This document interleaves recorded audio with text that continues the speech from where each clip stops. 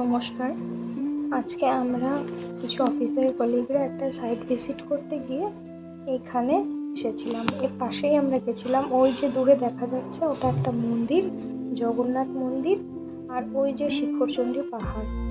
এইখানে প্রতিদিন কয়েকশো মানুষের জন্য এরা রান্না বান্না করে, সম্পূর্ণ নিরামিষভাবে। এটা কি লেখা আছে যদিও আমি বুঝতে পারছি না।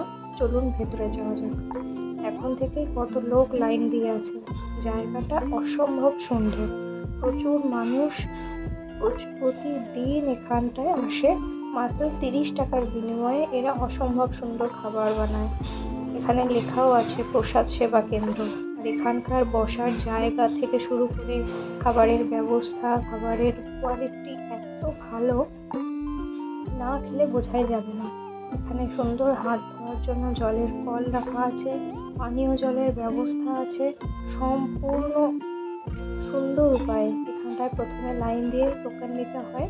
এখানে আপনাকে টাকা পে করতে হবে। মাত্র 30 টাকার বিনিময়ে একজন আনলিমিটেড খাবার পাবে। এখানে প্রথমে থালা দেওয়া হলো, প্লেট, আর এখানে পাশেই রেডি করে রাখা আছে যারা পার্সেল বাড়ি নিয়ে যেতে চাইবে তাদের জন্যও রয়েছে। এখানে নুন রাখা রয়েছে, কেউ নিতে চাইলে নিতে পারে। আমি নিয়ে নিলাম অল্প করে। তারপরে আমাদের দিয়ে দিল সুন্দর সাদা ভাত। তারপরেই এখানকার বিখ্যাত একটা জিনিস, সেটা হচ্ছে ডালমা। সেটা ডালের সাথে বিভিন্ন রকম সবজি মিশিয়ে এরা তৈরি করে। এটাও খেতে অসম্ভব সুন্দর ছিল। আর এখানে সব থেকে যেটা আমার ভীষণ ভালো লেগেছে সেটা হলো এই চাটনিটা। এই চাটনিটা এত ভালো ছিল, না খেলে বোঝানো যাবে না। এবার আমরা গিয়ে একটা সুন্দর ফাঁকা জায়গা দেখে বসবো।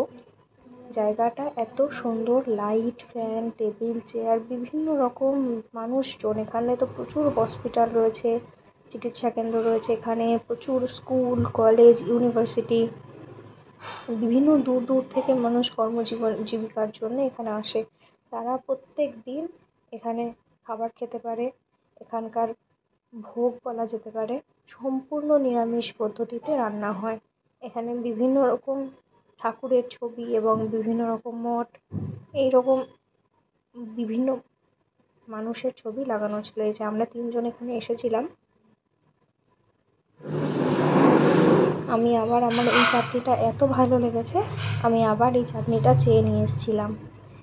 এখানে সুন্দর খাবারের জলের ব্যবস্থাও রয়েছে। সম্পূর্ণ ভীষণ ভালো পদ্ধতি এদের। এই জায়গাটা, এই পেছনে রয়েছে কিট পাবলিক স্কুল। যদি সুযোগ হয় আবার কখনো আসবো। আজকে যদিও এই মন্দিরটি বন্ধ ছিল, পেছনে মন্দির, আমরা মন্দিরে যেতে পারিনি।